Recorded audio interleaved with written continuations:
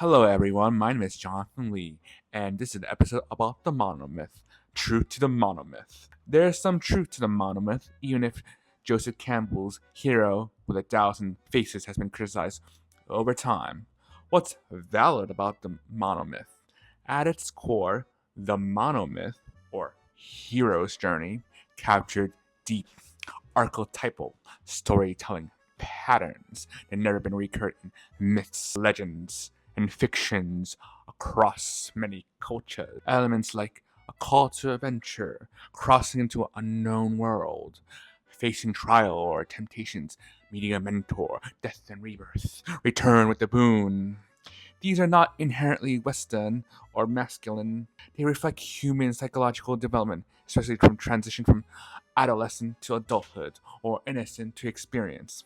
These stages feel intuitively real to many people, which is why stories like The Odyssey, Star Wars, Lord of the Rings, and even The Lion King resonate so widely.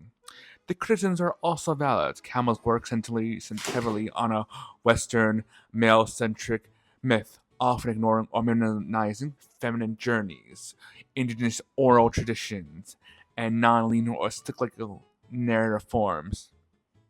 Tends to flatten cultural specificity, suggesting that all stories are just versions of the same structure, which can be reductive. But what can be taken from it, instead of seeing the monomyth as a rigid template, it's better viewed as a flexible lens, a way to understand one type of narrative, but not the only valid one. In recent years, people have explored the heroine's journey by Maureen Murdoch, the anti-hero's path, collective or fragmented journeys, non-Western models like trickster tales, karmic cycles, and mythologies.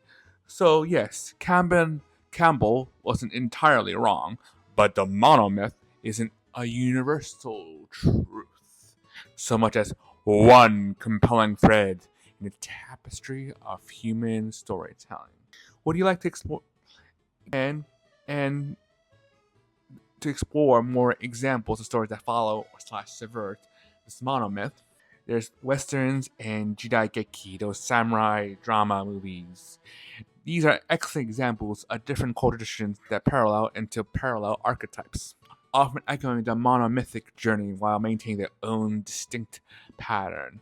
Let's break it down, ladies and gentlemen. Shared tropes between westerns and jidaigeki. The lone warrior, the western, the drifting slunk gunslinger, the man with no name, Shane, Wyatt Earp, the jidaigeki, the ronin, the masterclass samurai such as Saito Tichi, Ito, or Sanjuro. The monomyth parallel, the reluctant hero archetype, an outsider who gets pulled into conflict and must choose act. 2. Lawlessness and moral grayness. Both genres often take place in societies where centralized authority is weak or crumbling. The American frontier after the Civil War, Sengoku or Edo era Japan, where warlords or corrupt officials dominate. The hero must navigate corrupt officials, bandits, or rival clans and gangs, often choosing between honor, pragmatism, and survival. Monomyth parallel. The road to trial stage when the hero faces moral dilemmas and ambiguous choices. 3. Protect the village trope.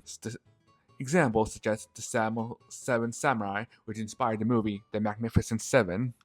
In both, a group of skilled warriors slash ragtag team of misfits defend innocent villagers from the ruthless invaders. Monomyth parallel, the call to adventure and atonement phases. Protecting the vulnerable is seen as a path to redemption. Number 4, the mentor figure. In parallel lawman or old gunslinger or old samurai. The meeting with the mentor. And themes of honor and vengeance. Westerns, personal vengeance often for a murdered lover blurs into justice. The searchers, 310 to Yuma, and the jidaigeki, Bushido, the way of the warrior, clashes with human emotions and desires for revenge.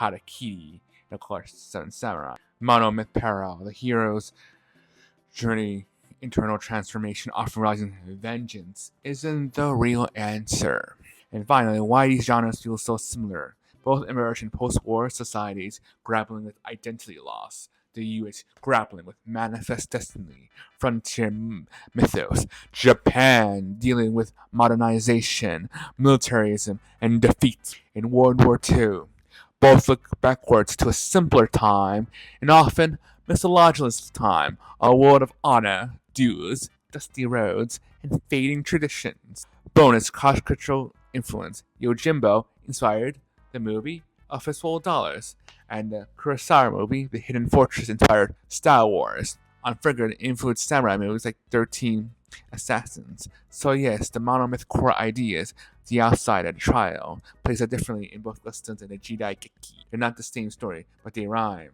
as George Lucas once said. Now, not going to more examples, there are superhero stories and battle shonen. You know, your Naruto, your One Piece, Bleach, Dragon Ball, Yu Yu Hakusho, etc., etc., etc., etc. share a lot of same structural DNA, especially when viewed through the lens of the monomyth and coming of age arcs. Despite emerging from different cultures, Western comics versus Japanese manga, they often hit the same emotional and thematic beats. Let's unpack the similarities. Shared core elements of superhero versus battle shonen. The chosen or destined hero. The superhero often gain powers through fate, action, or birthright. Your Spider-Man, your Superman, X-Men. The shonen protagonist often has its hidden lineage or Latin power, or is in chosen one heritage. Your Naruto, your Ichigo, now Luffy and Deku. And Monomyth, the call to adventure is literal. Powers awaken, the world open. Number 2, tragic or motivating backstory. Your Batman and Spider-Man, you know, your Uncle Ben, the death of the Waynes, and all that.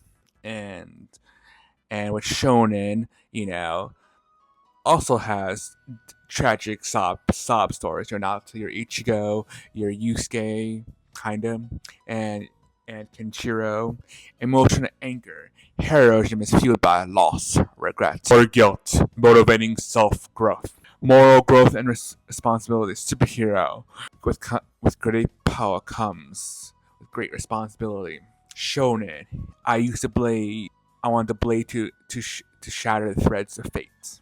Heroes must earn the ore. In the case of Naruto, I want to stop the cycle of hatred. Heroes must earn their strength and choose how to wield it. A key transformation into the monomyth.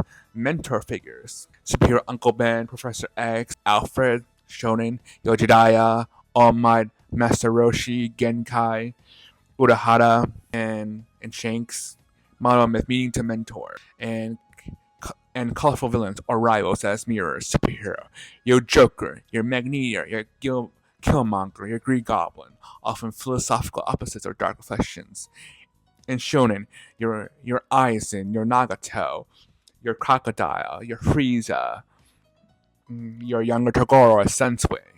The abyss or ordeal confronting an enemy that embodies what the hero could become. And number 7, the power of friendship / team dynamics with superheroes. The Avengers, the X-Men, the Teen Titans, teams with clashing personalities with shared purpose. Shonen, Teen 7, Straw Hats, the Z Warriors, the loyalties and bonds are central. Both emphasize community and strengths, not just individual might. The never-ending battle, superheroes or shonen characters rarely tire. There's always another villain, and always another crisis. Symbols that fight for justice. Identity and self-worth never truly ends. Why they're so alike? Well, origin stories, accidents, mutation, tragedy, hidden power, legacy, lonely, power systems, superpowers, ki, chakra, nen, quirks, zanpakuto, personal philosophy, justice, responsibility, identity, willpower, bonds, protecting others, mentorships, older hero, tragic guides, masters, dead mentors, rival teachers, villains, ideological foils, dark mirrors, fallen friends, narcissists, working ideals, power, growth structure, power mastery and identity development, power-ups, rivalries, team synergy, emotional core, grief, tragedy, trauma, identity crisis, loneliness, found family, perseverance. And here's the kicker. superhero comics influence shonen too, and now shonen influence modern superheroes. My Hero Academia is basically the perfect fusion, and Invincible is basically Dragon Ball Z meets superhero storytelling. And even Spider Verse has now anime shonen influences. Superhero and battle shonen are parallel mythical structured from different cultures, both dealing with power, identity, morality, and growth, framed through colorful combat, found families, emotional catharsis.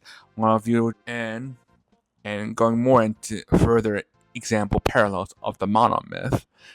There's the superhero genre and the henshin tokusatsu genre. Your Kamen Rider, your Ultraman, your Super Sentai / Power Rangers are deeply intertwined, especially when you look at their core DNA, aesthetic, and themes. And let's be honest, Shocker is literally just Toku Hydra.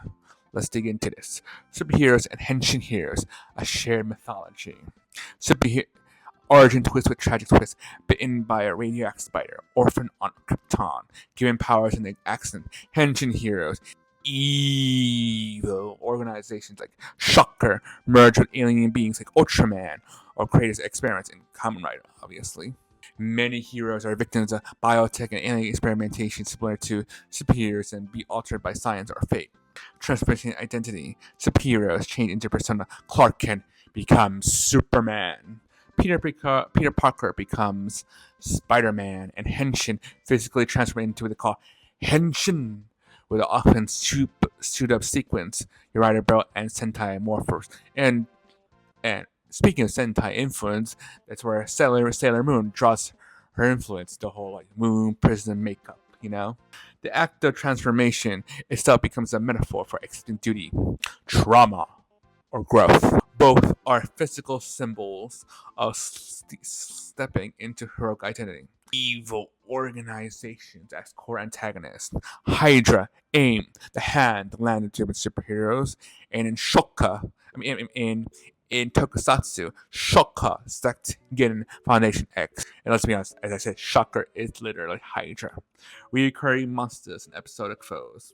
Superheroes, weekly comics, Monster of the Week, and anime shows. Your 90s Batman cartoon, 90s Spider-Man cartoon, henshin weekly monster fights, suit-based villains, escalating threats. Shared formula, fight evil, grow transfer, meet moral, battle. Team-ups and cover crossover events, superhero teams, Avengers, Justice League, X-Men, and took the Super Sentai, the Ultra Brothers, Kamen Rider crossovers, Rider 1 and Rider 2, and giant crossovers are essential in both. Think Avengers Endgame and Kamen Rider Decade, Crisis on Infinite Earths, and Superhero Tyson. Legacy and Mantle, Superheroes Past the Mantle, The Flash, Green Lantern, kinda, and Tokusatsu, Sippin' Riders, sometimes each season some writers, Kamen Rider Black RX, show off as Heisei. Both genres embrace legacy storytelling, the idea that hero is a role, not just a person. And merch and multimedia emphasis both genres are merchandise and goals. They even borrow from each other, cross-cultural borrowing. Power Rangers is just Americanized Super Sentai. And Big Bad Beetleborgs, Masked Rider, but we never talk about that. And Kamen Rider Dragon Knight, which is basically the good adaptation, American adaptation of Kamen Rider. Kamen Rider W has detective noir elements like Batman, Moon Knight, and Daredevil basically feel like tokusatsu show, Americanized. And final thought, henshin heroes are superheroes just through different cultural lens. They're more visual, more transformative, and often reflects Japanese anxieties about post-war science, transformation, and technology, while American superheroes often reflect individualism, justice, and personal trauma. Their mirror images, different aesthetics, same heartbeat. What do you like? In conclusion, there's truth to the monomyth, as seen through all these various examples, not because Campbell was universally right, but because he was tapping into reoccurring emotional and psychological and narrative structures that many cultures independently arrive.